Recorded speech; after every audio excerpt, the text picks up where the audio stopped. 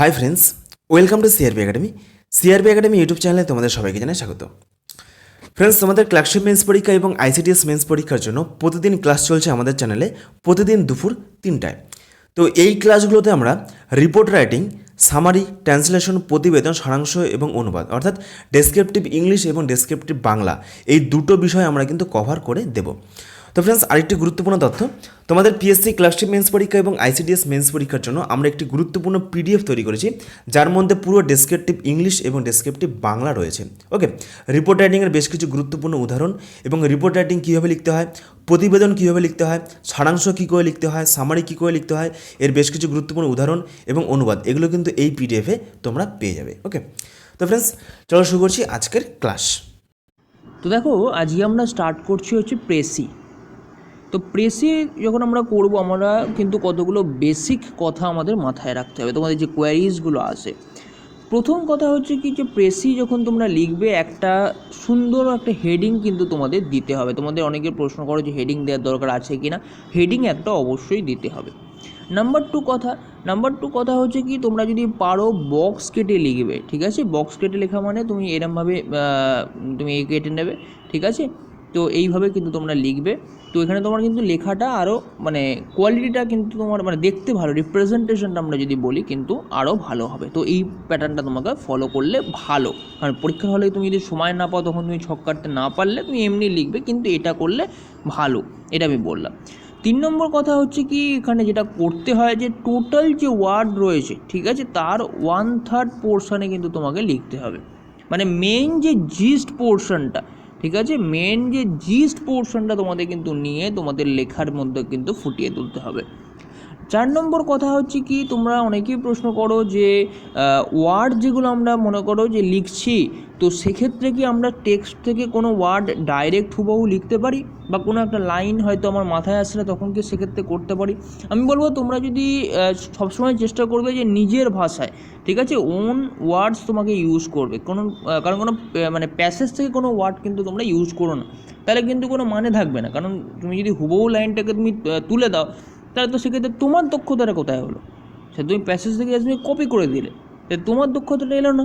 তাই তো সবসময় চেষ্টা করবে কি নিজের ভাষায়, সেটা একদম লুসিড ল্যাঙ্গুয়েজে তোমরা লেখো, সেটা নিয়ে কিন্তু কোনো নেই, কিন্তু যে ল্যাঙ্গুয়েজটা যেন ভেরি ইজি হয়, এবং তোমাদের চেষ্টা করতে হবে নিজেদের ভাষায় লেখা। এবার মনে করো তুমি পারছো না, কিছু মাথায় আসছে না, তখন তোমাকে কি যে মানে প্যাসেজে যেটা আছে সেটা তুমি লিখতে হবে, কিছু করার নেই, কিন্তু এই জিনিসগুলো তোমাকে ফলো করতে হবে।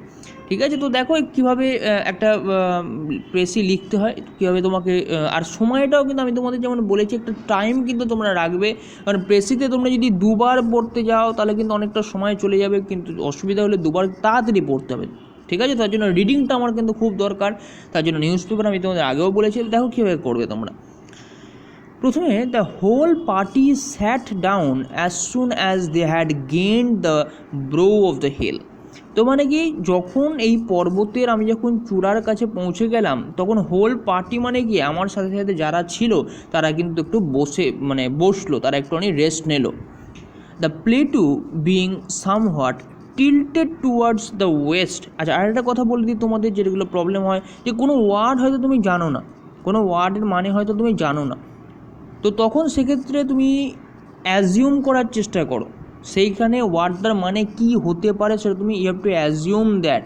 ওকে, তো সেই অ্যাজামশানটা তোমার তখনই আসবে যদি তুমি নিউজ পেপারটা পড়ো। আবারও বলছি আমি, তো দেখো এখানে বলছি, the plateau being somewhat tilted towards the West, মানে ওয়েস্টের দিক দিয়ে একটুখানি তির্যকভাবে বা একটুখানি যেন হেলে পড়েছে। দি spot on which we had paused commanded a wide prospect on either hand. মানে আমি ওখানে বসে কিন্তু আমার দুদিকেই কিন্তু যে বিউটি অফ নেচার সেটা কিন্তু আমরা দেখতে পাচ্ছি। Before us over the tree tops we beheld the cape of the woods fringed with surf. Okay, surf behind, we not only looked down upon the anchorage and the skeleton island, but saw clear across the eastern lowland a great space of open sea upon the east. তার মানে কি বলতে চাইছে এখানে, বলছে গাছগুলো যেন বরফাবৃত হয়ে গেছে। ঠিক আছে। এবং হচ্ছে কি যে বিভিন্ন আইল্যান্ডের কথা এখানে মানে টোটালি এখানে কিন্তু যে বিউটি অফ নেচার, ঠিক আছে, নেচারের কিন্তু সেই জায়গাতে যে বিউটি আমরা মানে ওখানে বসে আমি যখন আশেপাশে কী দেখতে পাচ্ছি, যে পাহাড় পর্বতটা বরফাবৃত, গাছগুলো বরফাবৃত, কাছাকাছি তোমার যে সমুদ্র সৈকতে সমুদ্রের ঢেউ আছড়ে পড়ছে, যে এই ধরনের, তাহলে মেন আমি জিনিসটা বুঝে গেলাম প্রথম কয়েকটা লাইন পড়ে, এটা কিন্তু আমাকে মানে বিউটি অফ নেচারটাকে আমরা এনজয় করছি সেটা কিন্তু আমাদের বলে দিচ্ছে, ঠিক আছে।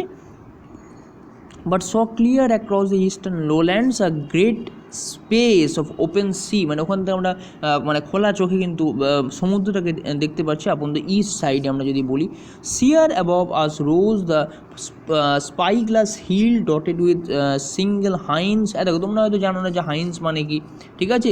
এখানে তোমার এই ওয়ার্ডটা মানে তুমি হয়তো জানো যে প্রেসিপিস মানেটা কি, ঠিক আছে। তো এই জিনিসগুলো তোমাকে অ্যাজিউম করে নিতে হবে। সিম্পল ব্যাপার, মনে করো যে সেই জায়গাতে যদি আইস থাকে তো কমপ্লিটলি সেটা কী হবে, যে আইস দ্বারা মানে হিলস থাকে তো সেটা কী হবে, আইস দ্বারা ফিল থাকবে, ঠিক আছে। There was no sound but that of the distant breakers.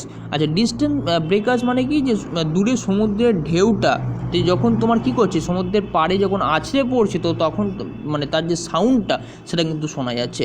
Mounting from all around, মানে চারদিক থেকে যেন মুখরিত হচ্ছে, ঠিক আছে।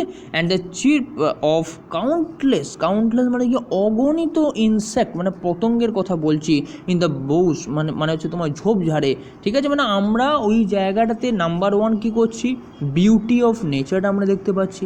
প্লাস হচ্ছে কি যে নেচারের বিউটির মধ্যে কি, যে বিভিন্ন তোমার ইনসেক্টের যে চিরপিং মানে ছোটো মানে তাদের যে সাউন্ডটা, ঠিক আছে, ঝোপঝাড়ে তো সেটা শুনতে পাচ্ছি। সমুদ্রের যে ঢেউটা সমুদ্রের তটে আছড়ে পড়ে তার যে আওয়াজটা চারদিকে মুখরিত হচ্ছে সেটা আমরা বুঝতে পারছি।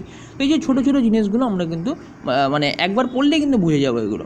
অ্যান্ড দ্য আচ্ছা, এটা গেল not a man, not a sail upon the sea, the very largeness of the view increase the sense of solitude. মানে কি, যে শুধুমাত্র একটা ঘটনা নয়, সমস্ত এই ছোটো ছোটো ছোটো ছোটো জিনিসগুলো নিয়ে কিন্তু একটা এমন পরিবেশ সৃষ্টি করছে, মানে যেটা কিন্তু আমাদের মধ্যে একটা কিন্তু প্রশান্তি দিচ্ছে, যেটা আমাদের মধ্যে কিন্তু একটা আনন্দ দিচ্ছে। শুধুমাত্র একটা জিনিস নয়, এই সব কটা জিনিস মিলিয়ে কিন্তু একটা টোটাল অ্যাম্বিয়েন্স ক্রিয়েট করছে। এবার দেখো আমরা এটাকে কীভাবে লিখছি, দেখো এখানে আমরা একটা হেডিং দিচ্ছি যে enjoyment of the beauty of nature. তো তোমরা এখানে কিন্তু আমি যেটা বললাম, তোমরা ছক কেটে একটা লেখার চেষ্টা করবে, ঠিক আছে, ছক কেটে তোমরা এইভাবে ছক কেটে কিন্তু লেখার চেষ্টা, যেমন প্রথমটা লিখলে ফ্রম, তারপরে লিখলে দ্য, তারপরে লিখলে টপ, এইভাবে কিন্তু লিখবে। তো আমি কী লিখছি দেখো, যে from the top of a hill, একটা পর্বতের বা একটা পাহাড়ের টপ থেকে the writer and some travellers, আমি বললাম যে উই অল সিট ডাউন, মানে কি রাইটার নিজে এবং তার যে ফেলো ট্রাভেলার্স যারা রয়েছে, enjoy the beauty of the trees, তারা সেখানে তাহলে কী এনজয় করছে, যে গাছের যে সৌন্দর্যটা, ডেকোরেটেড উইথ সার্ভ, ঠিক আছে। এটা তাহলে বুঝতে পারছো তোমরা যে মানে প্রথম লাইনে আমরা তুলে ধরলাম হচ্ছে কি নেচারের যে বিউটি, বিশেষ করে গাছের যে বিউটি, সেটা কিন্তু আমরা প্রথম লাইনে তুলে ধরলাম।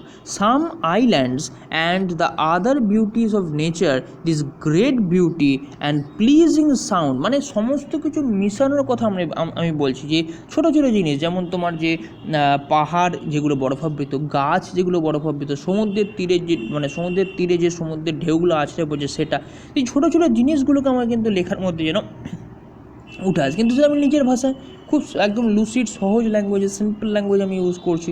And pleasing sound of the breaking of heavy sea waves, যেটা কিন্তু সমুদ্রের তীরে এসে ভেঙে যাচ্ছে। The chirping of insects filled their mind, তো এই সমস্ত কিছু কিন্তু তাদের মনটাকে ভালো করছে, তাদের মনটাকে কিন্তু প্রশান্তি দিচ্ছে। তো দেখো একদম ছোটোর মধ্যে সিম্পল ল্যাঙ্গুয়েজ 1/3 পোর্শন আমরা কিন্তু এটাকে দিলাম, এবং একটা সুন্দর হেডিং, যেটা কিন্তু আমরা দেখলেই বুঝতে পারবো যে মেন জিস্ট পোর্শনটা কী রয়েছে। ব্যাপারটা বোঝা গেল। আর তোমাদের যদি কোনো রকম কোয়ারিজ থাকে এই প্রেসির ব্যাপারে বা রিপোর্টের ব্যাপারে, তোমরা আমাকে অবশ্যই কিন্তু কমেন্ট বক্সে জানাবে। নেক্সটটা দেখো, বলছি কি research on new forms of food production has so far been pathetically small. মানে কি, এই যে রিসার্চ হচ্ছে, ঠিক আছে, কোনো কিছু সম্বন্ধে যে গবেষণা হচ্ছে of new forms of food production, তো এখন যেটা কী হচ্ছে কি আমাদের যদি পপুলেশনটা বেড়ে গেছে, তো সেই অনুযায়ী কী হচ্ছে, যে ফুড প্রোডাকশন সেরকম হচ্ছে না। তো আমাদের কী করতে হবে, ফুড প্রোডাকশনটাও কিন্তু আমাদেরকে ইনক্রিজ করতে হবে, তাই না। তো এখন কী হচ্ছে যে রিসার্চ, এটার ওপর যে research has so far been pathetically small, মানে কি খুবই কম, দুঃখের সাথে আমরা বলতে পারি, কিন্তু এইটার ওপর আমাদের রিসার্চ কিন্তু খুব কমই হয়।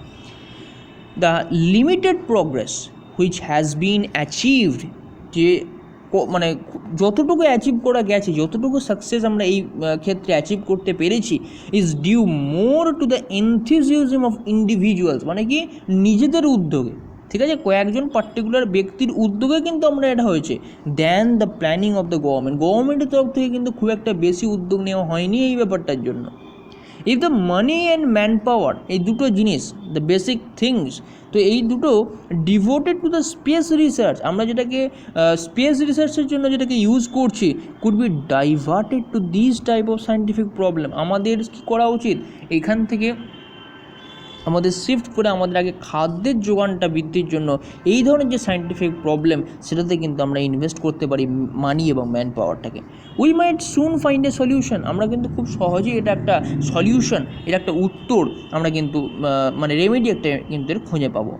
মোস্ট এক্সপার্টস উড এগ্রি, অনেকেই কিন্তু রাজি হবেন, that there are still unlimited possibilities for improving techniques. সেখানে কিন্তু মানে আমরা কি বলবো, অগণিত, ঠিক আছে, আনলিমিটেড পসিবিলিটি, অগণিত সম্ভাবনা রয়েছে এই টেকনিকগুলো, এই সমস্ত পদ্ধতিগুলোকে উন্নত করার। And processes and for new scientific discoveries which could change much of the present despair, ঠিক আছে, despair মানে হচ্ছে হতাশা, to an atmosphere of hope, মানে আমাদের এই হতাশা থেকে আমাদের একটা আশার জগতে নিয়ে যেতে পারে যদি গভর্নমেন্টের তরফ থেকে কিছু ভালো উদ্যোগ নেওয়া হয়। But the problems need tackling now, not when the crisis is upon us, মানে কি যে আমাদের এটা high time, this is the high time, কারণ এরপর আমরা কিন্তু আর ট্যাকেল করার মধ্যে সময় পাবো না, তখন কিন্তু আমাদের আলটিমেট প্রবলেমের মধ্যে আমাদের ঢুকে যেতে হবে।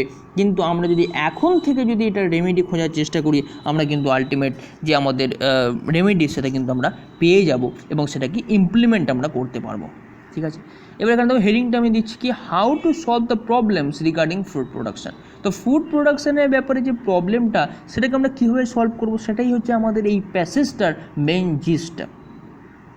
আবার স্মল ইনিশিয়েটিভ, আমাদের ছোট ছোট উদ্যোগ ক্যানট সলভ দ্য প্রবলেম, সেই সমস্যাটাকে সমাধান করতে পারবে না regarding to the food production. ঠিক আছে, ফুড প্রোডাকশানের ব্যাপারে মানে আমাদের দেশের যে ফুড প্রোডাকশানের ব্যাপারে যে ছোটো ছোটো যে সমস্যা, মানে ছোটো ছোটো উদ্যোগগুলো কিন্তু এই বড় সমস্যাটা সমাধান করতে পারবে না। This is the high time, এটা হচ্ছে কি অন্তিম বা চূড়ান্ত সময়। The government should make investment, গভর্নমেন্টকে ইনভেস্টমেন্ট করতে হবে ফর দ্য ইনভেনশন মানে কি সৃষ্টি করা, উদ্ভাবন করা অফ নিউ টেকনিক, নতুন নতুন পদ্ধতি টু সলভ দিস প্রবলেম। এই সমস্যাটার সমাধানের জন্য গভর্নমেন্টের কাছ থেকে কিন্তু উদ্যোগ চাই, কারণ একটা একটা যদি মানে মাস পাওয়ার এবং আমরা যদি মানে মানি ইনভেস্ট করতে পারি এইটার জন্য, আমরা এর যে আলটিমেট রেমেডি, আলটিমেট যে প্রবলেমটা সলিউশন আমরা কিন্তু খুঁজে পাবো। বোঝা যাচ্ছে আস্তে আস্তে? দেখো এটা সব কিন্তু এগুলো মানে একদম ইয়ার দেওয়া রয়েছে, প্রিভিয়াস ইয়ারের পেপার, এগুলো কিন্তু তোমাদের সলভ করে দেওয়া হচ্ছে। দেখো নেক্সট বলছে কি যে words kinds or unkind cost nothing. ঠিক আছে, আমরা বলি না যে কোনো একটা শব্দ, মনে করো আমি তোমায় কোনো কথা বললাম, তো তোমার সেটা খারাপ লাগতে পারে, মানে তোমার মানে সেটাকে খারাপ লাগতে পারে, বা এমন একটা তোমায় বললাম যেটা তোমার শুনে খুব ভালো লাগলো, এরকম হতে পারে। কিন্তু এখানে বলা হচ্ছে কি যে ওয়ার্ডস তার কোনো প্রভাব নেই। প্রথম লাইন বলছে যে but they are very powerful factors in giving pleasure or causing misery. একটা কথা আমি তোমার মনটাকে খারাপ করে দিতে পারি, আবার তোমার মনটাকে আনন্দ দিতে পারি তোমার। ঠিক আছে, আমরা মানে কথার কিন্তু যে পাওয়ারটা, ঠিক আছে, দ্য পাওয়ার অফ ওয়ার্ডস, ওকে, তো সেটা কিন্তু আমাদের এই লেখার মধ্যে কিন্তু আসছে। They can be used both for good and for evil. তো সেটা ভালোর জন্য আমরা ইউজ করতে পারি, আমরা কারোর খারাপ, ঠিক আছে, বা কাউকে দুঃখ দেওয়ার জন্য কিন্তু আমরা ইউজ করতে পারি। The influence of word last throughout a lifetime, মানে কি একটা কথা আমি যদি কাউকে খারাপভাবে বলি না, তো তার যে প্রভাবটা সেটা কিন্তু তোমার সারা জীবন ধরে তোমার কিন্তু চলে। A home where the people do not use kind words to one another, যখন একটা জায়গা, একটা ঘর যেখানে মানে ঘরের মানুষগুলো একে অপরের সাথে মানে ভালো কথা বলে না, must be like a desert, সেখানে কোনো রকম আনন্দ নেই, সেটা যেন একটা মরুভূমির মতো। যেন তোমার আমরা যেটা বলি না মরুভূমি রুখা সুখা, তো সেই জিনিসটা হচ্ছে তোমার, ঠিক আছে, মানে কোনো আনন্দ নেই সেই পরিবারের সেই ঘরে। There are many who think that it is enough if we help the poor materially, মানে কি আমরা মনে করো একটা গরিবকে আমরা কি করি যে মনে করো একটা গিফট কিছু দিলাম বা একটা কিছু পয়সা দিলাম, হ্যাঁ, কিন্তু সেটাকে কি বলছি এখানে লাস্ট লাইনটা অর্থটা হচ্ছে এটাই, আমরা যদি তাকে অর্থটা না দিয়ে আমরা তাকে যদি একটু কিছু ভালো কথাও বলি এবং একদিকে আমরা রাখছি হচ্ছে কি মানে তার সাথে ভালো ব্যবহার, আর একদিকে রাখছি হচ্ছে তাকে আমি কিছু টাকা দিচ্ছি, দুটোর মধ্যে কিন্তু একটা হেল অ্যান্ড হেভেন ডিফারেন্স হবে। আমি তাকে যদি মানে ঘৃণা ভরে নিন্দার সাথে আমি যদি তাকে একটা টাকা দিই সেটা কিন্তু বেশি গুরুত্ব পাবে না, কিন্তু তার সাথে যদি একটা ভালো ব্যবহার করি দ্যাট ইজ মোস্ট ইম্পর্টেন্ট। কারণ ব্যবহারটা কিন্তু তুমি দেখবে তোমার সাথে যদি কেউ ভালো ব্যবহার করে তোমার কিন্তু ভালো লাগবে। সো এটাই হচ্ছে কিন্তু আমার প্যাসেজের মূল বক্তব্য, ঠিক আছে। It is not necessary to use kind words along with kind words is much more acceptable than a large gift bestowed with indifference, মানে কি উদাসীনতার সাথে আমি যদি কাউকে একটা গিফট দিই, ঠিক আছে, বা আমার মন থেকে না আমি যা হোক করে একটা দিয়ে দিলাম, এবং কাউকে যদি তারা মন থেকে ভালোবেসে তার সাথে ভালো ব্যবহার করে যদি তার সাথে আমি কথা বলি, দুটোর মধ্যে কিন্তু হেল অ্যান্ড হেভেনের ডিফারেন্স রয়েছে, ঠিক আছে। তো দেখো এখানে তাহলে আমরা লিখছি হচ্ছে কি দ্য পাওয়ার অফ ওয়ার্ডস, ঠিক আছে, শব্দের যে ক্ষমতা সেটা কিন্তু আমরা এই প্যাসেজটার মধ্যে কিন্তু তুলে ধরছি।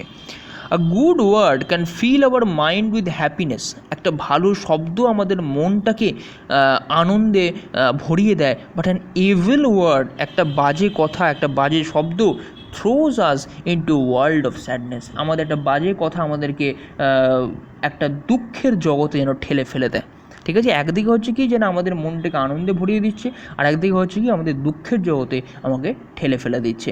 ফর প্লিজিং সামওয়ান, কাউকে প্লিজ মানে সন্তুষ্ট করার জন্য our words have more powers than that of a good presentation, কাউকে আমরা যদি প্লিজ করতে চাই, কাউকে আমরা যদি সন্তুষ্ট করতে চাই, কাউকে আমরা যদি স্যাটিসফাই করতে চাই, তো তখন আমাদের ভালো কথাটা কিন্তু গুরুত্ব পায় than that of a good presentation, ঠিক আছে।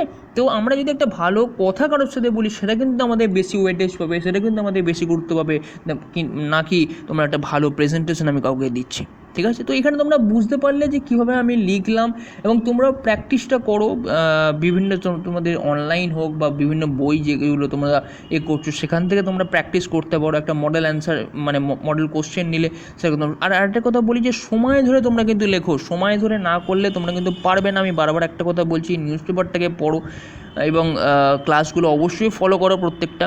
আর তোমাদের যদি ভিডিওটা ভালো লাগে অবশ্যই ভিডিওটা লাইক করে দিও, চ্যানেলটাকে সাবস্ক্রাইব করে দিও এবং ভিডিওটাকে শেয়ার করে দিও। So thank you everyone, thanks for watching the video.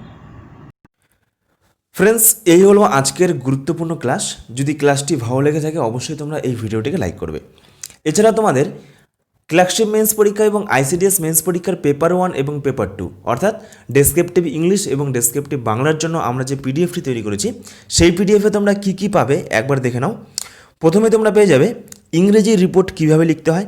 Next তোমরা পেয়ে যাবে WBPSC পরীক্ষা বিগত 10 বছরের ইংলিশ রিপোর্ট রাইটিংয়ের প্রশ্ন, অর্থাৎ বিগত বছরে কী ধরনের প্রশ্নগুলো এসেছিল সেই সব প্রশ্নগুলো তোমরা এখানে পেয়ে যাবে। নেক্সট দেখো 15টি গুরুত্বপূর্ণ রিপোর্ট রাইটিং, যার মধ্যে প্রথমে রয়েছে সাইক্লোন আমফান, নেক্সট কোভিড-19, নেক্সট রয়েছে ইম্প্যাক্ট অফ লকডাউন, নেক্সট রয়েছে article 370 revoked, Vizag gas tragedy, India China border clash. Okay, next দেখো রয়েছে India banned 59 Chinese app, flood in Assam অর্থাৎ আসামের বন্যা। নেক্সট দেখা রয়েছে আমাজন রেইন ফরেস্ট অর্থাৎ আমাজনে যে কয়েকদিন আগে আগুন লাগলো সেই সম্পর্কে। নেক্সট দেখা রয়েছে রাফেল। নেক্সট দেখা রয়েছে ওম্যান এম্পাওয়ারমেন্ট, এটি কিন্তু তোমাদের আইসিডিএস মেন্স পরীক্ষার জন্য ভীষণ গুরুত্বপূর্ণ। ওকে, নেক্সট দেখা রয়েছে গ্লোবাল ওয়ার্মিং। তারপর নেক্সট রয়েছে দেখো ব্যাংক ডাকাতি, রেলওয়ে অ্যাক্সিডেন্ট এবং সেভ ড্রাইভ এবং সেভ লাইফ। ওকে, তো এই মোট গুরুত্বপূর্ণ 15টি রিপোর্ট রাইটিং রয়েছে। নেক্সট দেখা রয়েছে প্রেসি রাইটিংয়ের গুরুত্বপূর্ণ নিয়মাবলী, অর্থাৎ প্রেসি রাইটিং কী করে লিখতে হয় তার নিয়ম কিন্তু এখানে দেওয়া রয়েছে। নেক্সট দেখা রয়েছে গুরুত্বপূর্ণ 5টি প্রেসি রাইটিং এবং নেক্সট রয়েছে ট্রান্সলেশন এর গুরুত্বপূর্ণ 5টি উদাহরণ। এই হলো ডেসক্রিপটিভ ইংলিশের সূচিপত্র। এরপর আমরা দেখে নেব ডেসক্রিপটিভ বাংলা সূচিপত্র কী রয়েছে। তো এখানেও প্রথমে রয়েছে প্রতিবেদন রচনার অনুসরণীয় বৈশিষ্ট্য। নেক্সট রয়েছে WBPSCর বিগত 10 বছরের বাংলা প্রতিবেদন, অর্থাৎ বিগত বছরগুলিতে কী ধরনের প্রশ্ন এসেছিল বাংলা প্রতিবেদন থেকে সেই সম্পর্কে এখানে বলা আছে। ওকে, নেক্সট জায়গা রয়েছে গুরুত্বপূর্ণ 11টি বাংলা প্রতিবেদন, যেগুলো থেকে তোমাদের এইবার পরীক্ষা কিন্তু আসতে পারে। তো দেখো কী কী রয়েছে। ভারতে নিষিদ্ধ চীনা অ্যাপ, জম্মু কাশ্মীর থেকে ধারা 370 বাতিল, সরকারি কাজে বাংলা ভাষার ব্যবহার আবশ্যিক হোক, খুবই গুরুত্বপূর্ণ একটি টপিক। অনলাইন ক্লাসরুম, চিরাচরিত নিয়ম ভেঙে পড়াশোনা বিকল্প পদ্ধতি, এটিও কিন্তু ভীষণ গুরুত্বপূর্ণ একটি টপিক। নেক্সট জায়গা রয়েছে করোনা ভাইরাসের প্রভাবে বিশ্ব অর্থনীতি একেবারে তলানিতে। ওকে, নেক্সট রয়েছে দেখো করোনার প্রভাবে সারা বিশ্ব জুড়ে সংকটময় পরিস্থিতির মুখে দাঁড়িয়ে মানব সভ্যতা। নেক্সট রয়েছে সোশ্যাল নেটওয়ার্কিং নিমজ্জিত দেশের যুব সমাজ। নেক্সট রয়েছে ভাইজ্যাকে ভয়াবহ গ্যাস দুর্ঘটনা, আমফান ঘূর্ণিঝড়, করোনা সংকটকালে দেশীয় অর্থনীতি শক্তিশালী করতে আত্মনির্ভর ভারত অভিযান। নেক্সট দেখা রয়েছে অবসাদ বর্তমান সমাজের একটি গুরুতর সমস্যা, এটিও কিন্তু ভীষণ গুরুত্বপূর্ণ একটি টপিক। তো এই মোট 11টি বাংলা প্রতিবেদন এই পিডিএফে তোমরা পেয়ে যাবে। ওকে, নেক্সট জায়গা রয়েছে সারাংশ লেখার নিয়ম, তারপরে রয়েছে গুরুত্বপূর্ণ 5টি সারাংশের উদাহরণ, এবং নেক্সট রয়েছে পিএসসির বিগত বছরের 10টি বঙ্গানুবাদ, অর্থাৎ বিগত বছরে কী ধরনের বঙ্গানুবাদের প্রশ্নগুলো এসেছিলো সেই সম্পর্কে এখানে বলে দেওয়া আছে। ওকে, তো এই হলো এই পিডিএফের সূচিপত্র, এবং এই পিডিএফের ডাউনলোডের লিঙ্ক তোমরা কিন্তু এই ভিডিও ডেসক্রিপশন বক্সে পেয়ে যাবে, এবং এই পিডিএফটি তোমাদের আইসিডিএস মেন্স পরীক্ষা এবং ক্লার্কশিপ মেন্স পরীক্ষার জন্য খুবই উপযোগী হতে চলেছে। ওকে।